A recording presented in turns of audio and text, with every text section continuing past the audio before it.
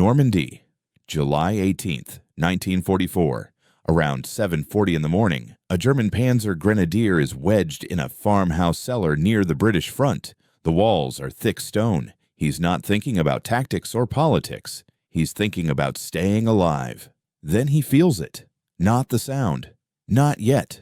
First, it's the air itself changing. A strange pressure, a low, ugly vibration that makes your stomach tighten before your brain catches up. Like the world is taking a breath. And then the breath turns into violence. For the next 20-plus minutes, the ground doesn't just shake. It seems to buckle. Shells don't arrive as a few scattered hits. They come in organized waves, like somebody planned the end of your world with a ruler and a stopwatch. The farmhouse above him jumps. Dust pours down like sand. Wood splinters. Outside, hedgerows vanish into brown clouds.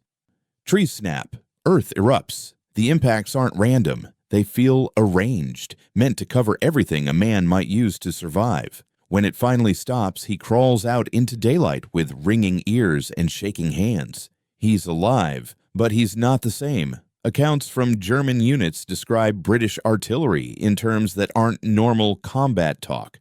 Not heavy fire, not good shooting, but the sense that a whole area has been wiped clean. Here's the part that seems backward. Weeks earlier, in mid-June 1944, that same soldier had lived through an American bombardment in another sector of Normandy. Similar size shells, plenty of metal in the air. And yet, his reaction was different. The American guns were dangerous, sure, but survivable if you were dug in and spread out.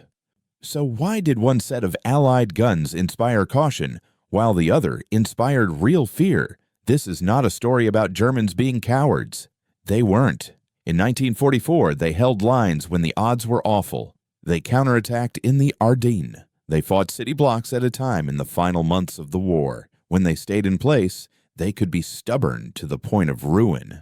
But reports, diaries, and prisoner interrogations show a pattern. When British artillery came down the right way, German units adjusted their behavior, not emotionally, professionally, as a matter of survival math. So the question is simple. Why did German commanders treat British artillery as a bigger threat than American guns, even when the Americans often fired more shells?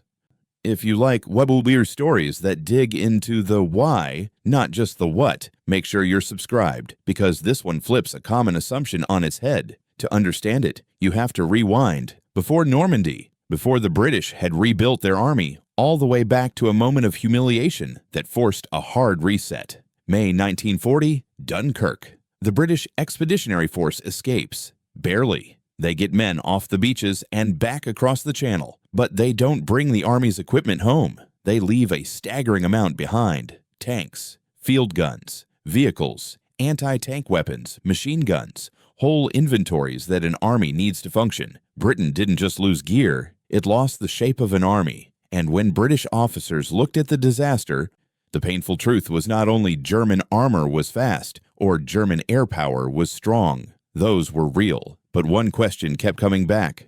Why didn't British artillery stop the German advance? Because on paper, British gunners weren't clueless. They could hit targets. Their training wasn't a joke. Their shells still exploded. The failure was deeper than accuracy. It was how the British thought about artillery. In 1940, British doctrine often treated artillery like a set of separate tools. A forward observer sees a target, maybe a machine gun nest, maybe a mortar position. He calls for fire. One battery responds. 4 guns, sometimes 6. They fire, they adjust, they try to suppress the point target, and then they stop. That approach can work in small fights. But against a fast-moving enemy with coordinated combined arms, it doesn't create the kind of shock that actually breaks an attack. It nibbles, it harasses, it inconveniences. The Germans thought differently. When German artillery got a mission, the mindset wasn't, which battery should handle this? It was closer to, what's in that grid square, and how do we make that whole space unlivable? That is a brutal shift in thinking. Instead of focusing on one target, German gunners tried to create a zone that the enemy could not occupy, cross, or use to coordinate. Not because they had magical guns, not because their shells were made of extra evil, but because their doctrine multiplied the effect of every gun they had.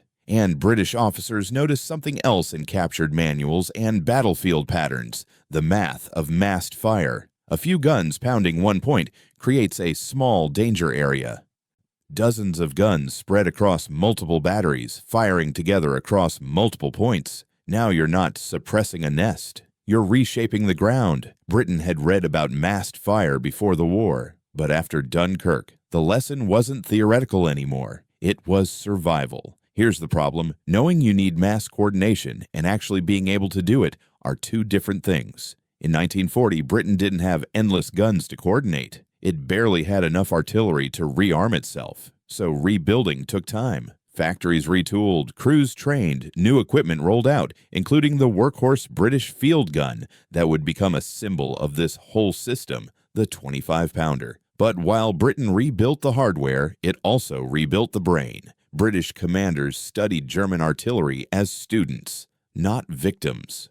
They interrogated prisoners about fire control procedures. They examined crater patterns to understand coverage. They studied forward observer methods. And the conclusion they kept landing on was surprising. German artillery was not always technically superior. The real edge was organization and coordination, getting many guns to act like one weapon. So Britain decided to do something very British. Take the concept, then refine it with obsessive structure. That meant changing almost everything. It meant centralizing artillery control so a forward observer wasn't just talking to his battery. He could tap into a larger network. It meant training teams whose whole job was calculation and timing. It meant better communications, faster procedures, and standardized fire plans that could be activated quickly. And it meant chasing a specific capability that would terrify anyone on the receiving end. Multiple batteries, sometimes multiple regiments, could be miles apart, unable to see each other, firing different trajectories. But the rounds would land together in the same short window, as if one giant hand had slammed the ground. When that system worked, it didn't feel like random shelling. It felt like an industrial process, predictable in its completeness, ruthless in its timing. But in 1940, it was still more dream than reality. The proving ground came later, far from France, in the deserts of North Africa, where British guns would fight the Afrika Korps and prove that this wasn't just theory. October 23, 1942, Second Battle of El Alamein, night. Operation Lightfoot begins the way modern British offensives were designed to begin, not with tanks rolling, not with infantry charging, but with artillery. Close to 1,000 guns open up together, mostly 25-pounders backed by heavier pieces. The barrage doesn't drag on forever. It's not just make noise and hope. It's timed, planned, and targeted to rip apart the enemy's ability to respond. Communications, artillery positions, command posts, the places that make a defense function like a system. German accounts from North Africa show how jarring this felt. Veterans of earlier campaigns, men who had seen Poland, France, and the Eastern Front, still described the British barrage as something different. Not simply heavy, but methodical. Like it had been calculated. And that word, calculated, matters. Because British mass fire was not just more shells, it was synchronization. Here's the simple version of how it worked. A forward observer identifies a target. Instead of calling one battery directly and starting a slow back and forth, he reports the target through a fire control system that can assign multiple batteries at once. A central team calculates the firing data for each unit, different angles, different charges, different timing, because each gun is in a different spot and distance matters. Then the orders go out. Each battery might fire a different solution, but the goal is one outcome. The shells arrive together nearly at the same moment, and the target area gets hammered before the enemy can react intelligently. German artillery could mass fire too, but it often depended on proximity and wired communications that could be disrupted. British methods pushed toward something faster, more repeatable, and less dependent on batteries being shoulder to shoulder. British troops even had slang for these concentrated strikes, fast, dense bursts of coordinated fire that could come down with frightening speed once a target was identified. And that leads to the next breakthrough, the one that makes the later Normandy comparisons so brutal. It wasn't only that British fire could be heavy, it was that it could be sudden, fast enough that taking cover stopped being a plan and started being a hope. Because once an army can put a full concentration on a target within minutes, you're not just killing men, you're cutting the thread that holds a unit together. Leaders, radios, movement, the ability to coordinate. And in North Africa, the British added another concept that pushed this even further: firing accurately without the usual warning process. No long, walking rounds in. No obvious early signals that tell you, get down, it's coming. Just impact. This is where the fear really starts to make sense, and why, later in Normandy, two Allied armies firing at the same enemy could leave completely different impressions. Because from this point forward, when British artillery showed up, it often didn't show up gradually. It showed up all at once. And next, when we move into Normandy with British and American guns operating side by side, you'll see exactly how German units describe that difference and how it changed what they were willing to do on the battlefield. Stop.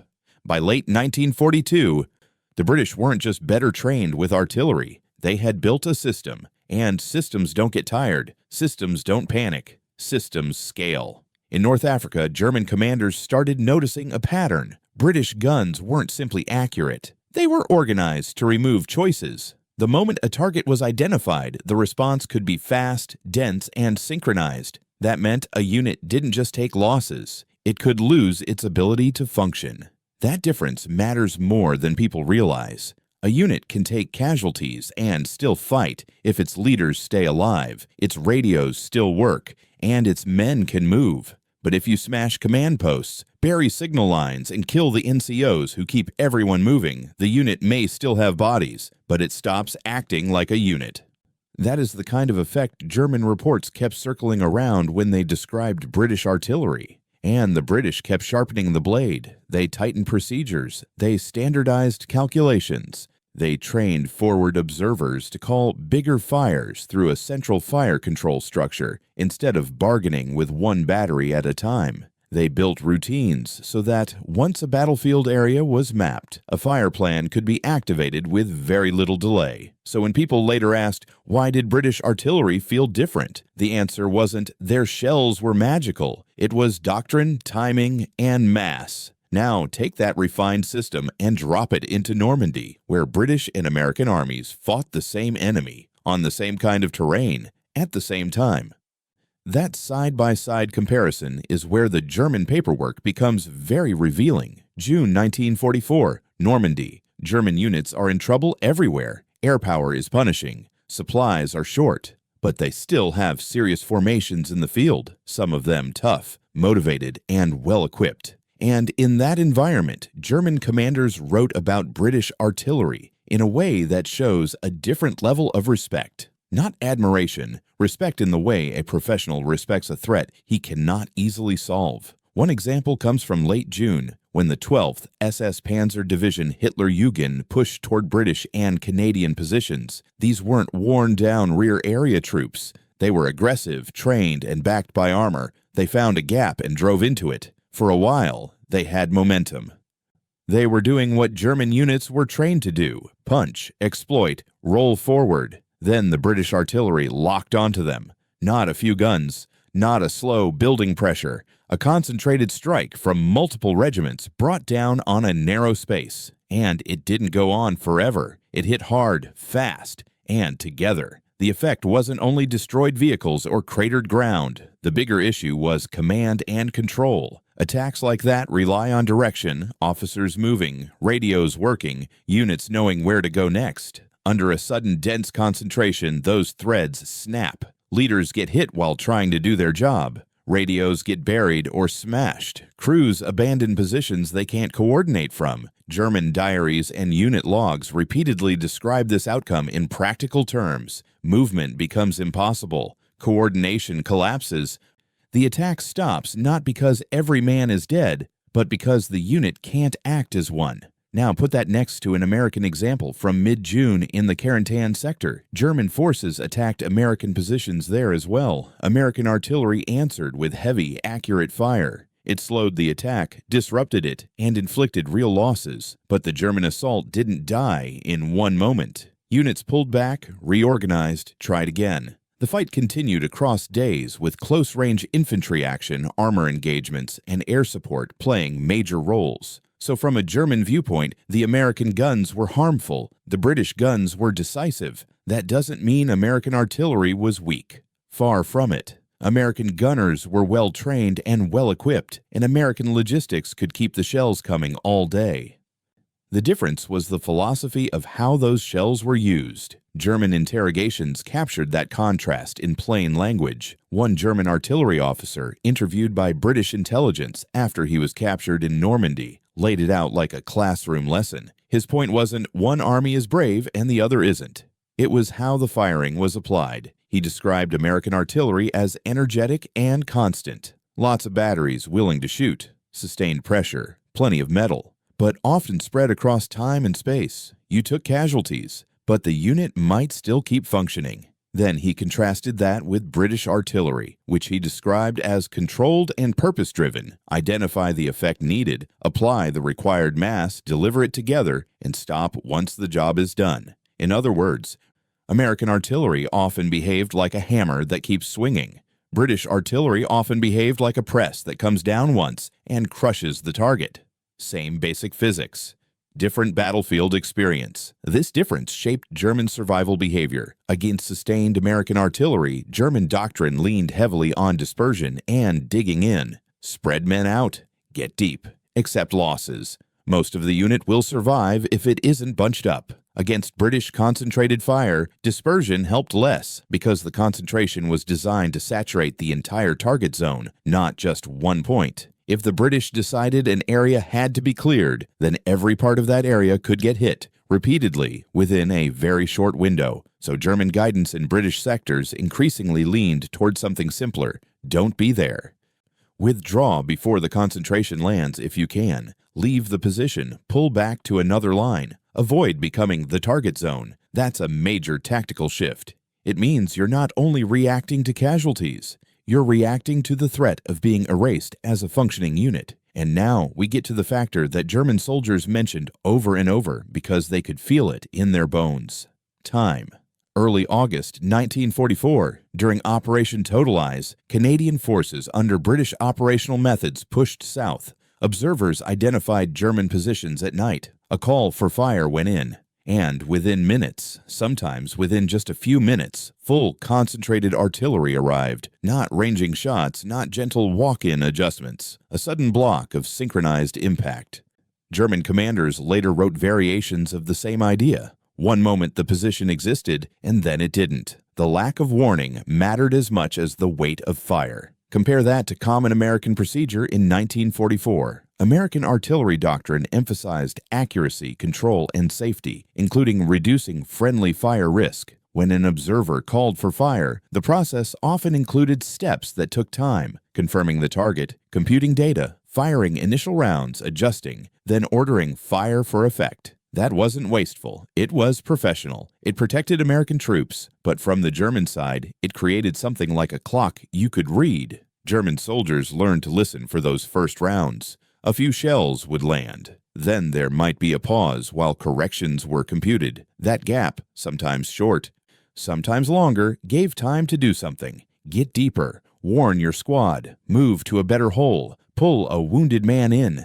It created a thin layer of perceived control. British concentration methods, especially when paired with pre-calculated target data, often removed that layer. When the first shells arrived, you were already in the main event. This is why German accounts talk about British artillery as if it just appears. Not because it's supernatural, because their warning cycle was shorter. And this connects to the most important psychological factor in the story. Human beings adapt to danger by learning patterns. A soldier learns what incoming mortar fire sounds like. He learns what it feels like when artillery is walking toward him. He learns what to do when he hears an aircraft. Patterns create a response.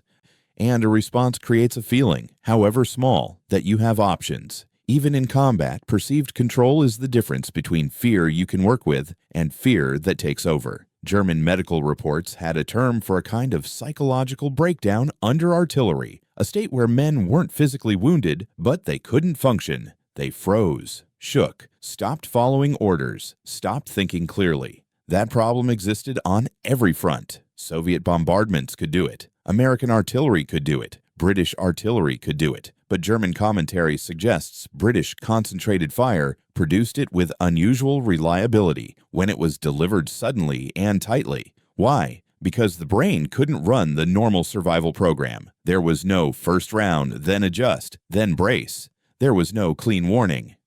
There was only the body's recognition of pressure and vibration, and then immediate saturation. You can train soldiers to endure a lot, but it's hard to train them to endure a feeling of inevitability. And German accounts often describe British artillery in exactly that way. Not simply dangerous, but unavoidable if you were in the wrong place at the wrong time. That sense of inevitability shaped decisions before the shells even landed. It's why Allied intelligence observed something that initially looked strange. German units sometimes held stubbornly under American pressure, fighting until contact, trading ground step by step. But in sectors where British attacks were expected, some German units pulled back earlier than Allied planners predicted. It wasn't that they were impressed by British infantry more than American infantry.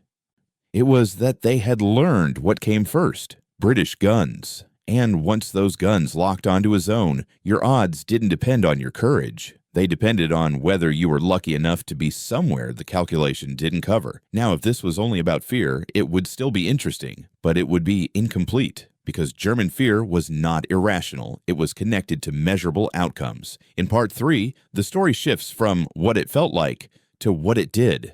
Casualty attribution, efficiency per shell, officer losses, and why this brutally effective system is barely remembered today compared to the American story everyone grew up with. That's where the numbers and the cultural aftermath make the mystery fully click. By the time the fighting moved into late summer and fall of 1944, German fear of British artillery wasn't just a feeling. It lined up with outcomes the Germans could measure, and after the war, Allied analysts tried to measure it too. Here's the uncomfortable truth about artillery. Raw shell counts can fool you. If you only ask, who fired the most ammunition? The Americans usually win that argument. American industry produced mountains of shells. American logistics could haul them forward in huge volumes. American artillery was everywhere, and it fired a lot. But most shells is not the same thing as most effect. The more important question is what those shells did to an enemy unit. Did they kill and wound? Yes.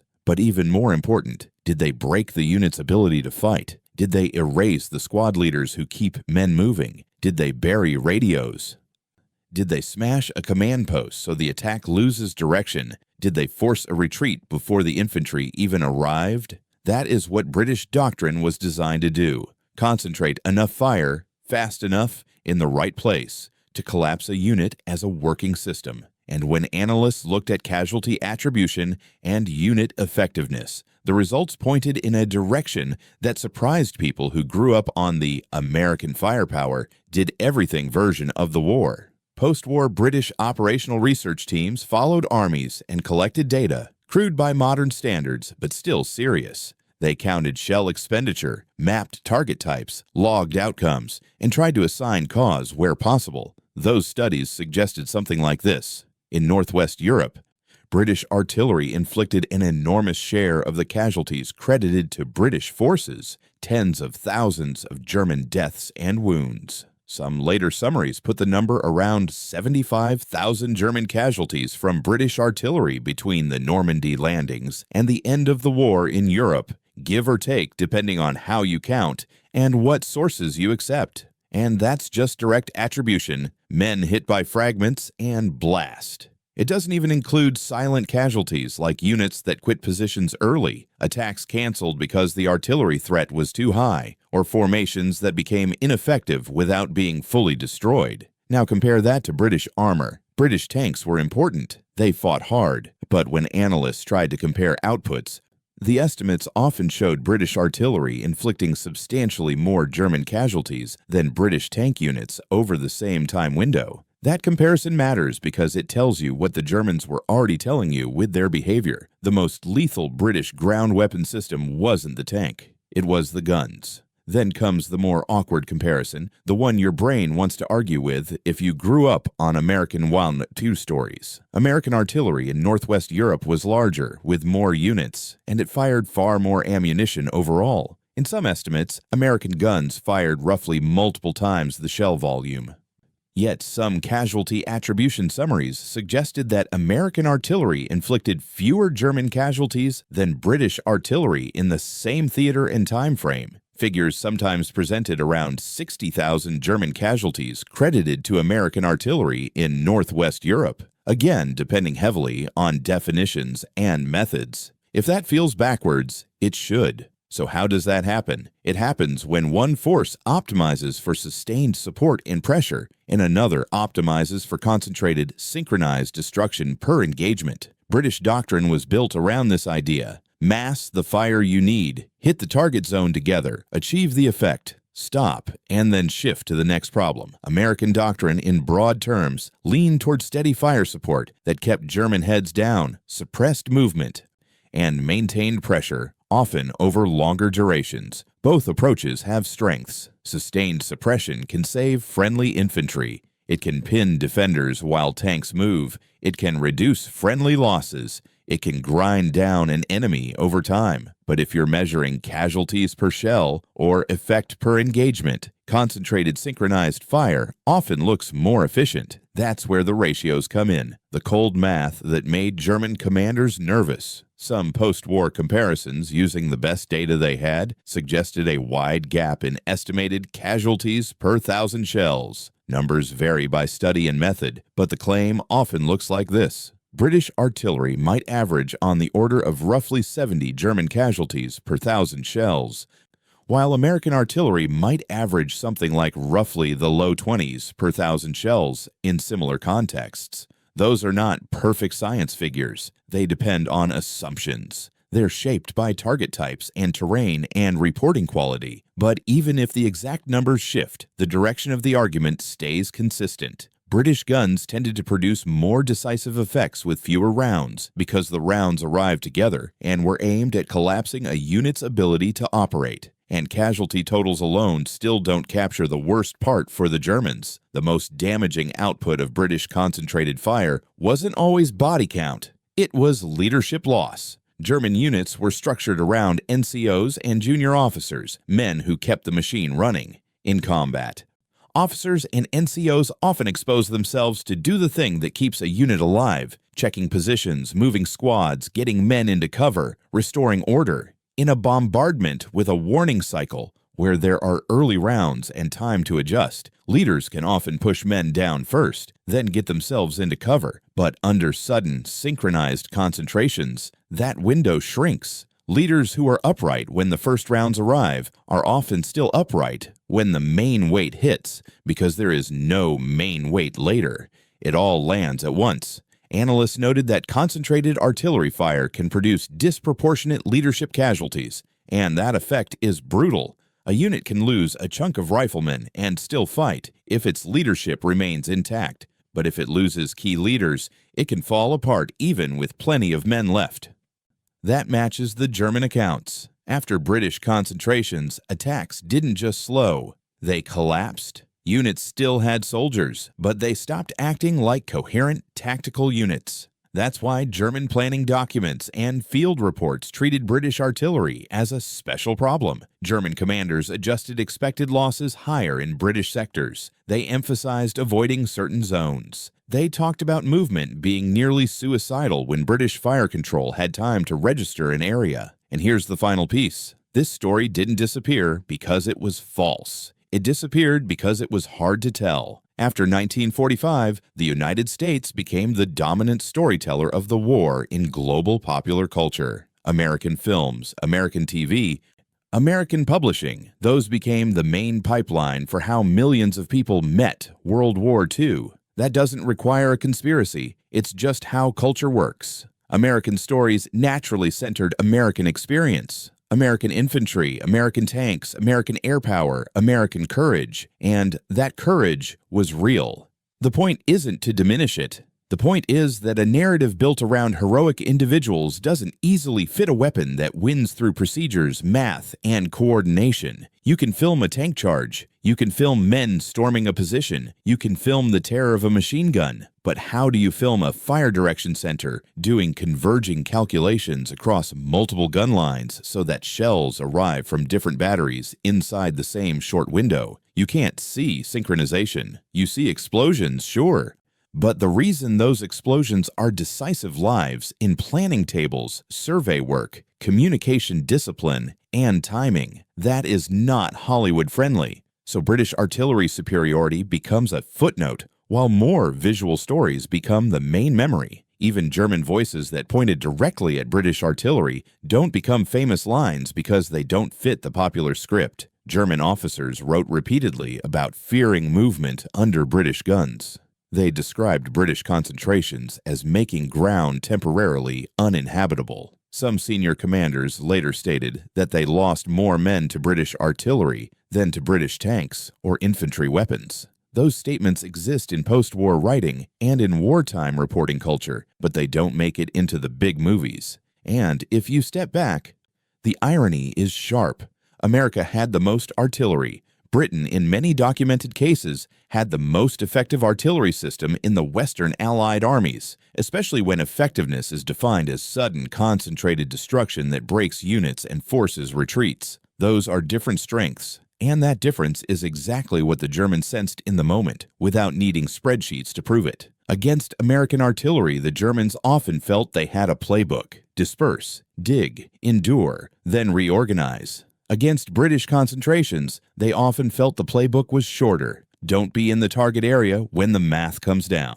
That's why British artillery inspired a different kind of fear, not just the fear of dying, but the fear of inevitability when the system locked onto your zone and gave you no time to respond. And that's the real answer to the question in the title. German commanders didn't ignore American guns because they were harmless. They didn't. They treated American artillery as dangerous and constant, but they feared British artillery because it was designed to be decisive, sudden, synchronized, and aimed at turning a living unit into a non-functioning one in minutes. So the next time you hear the simple version of WWII, America's massive firepower overwhelmed Germany, remember the missing layer: mass matters, but method matters too. And in the method of artillery, the British built a machine that German soldiers learned to respect the hard way. If this reshaped how you think about WWII's firepower, drop a comment with the biggest myth versus reality moment you've run into. And if you want more stories that dig into what the paperwork actually says,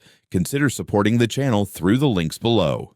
Next time, we'll dig into another British reality that rarely makes it into the American pop culture version of the war.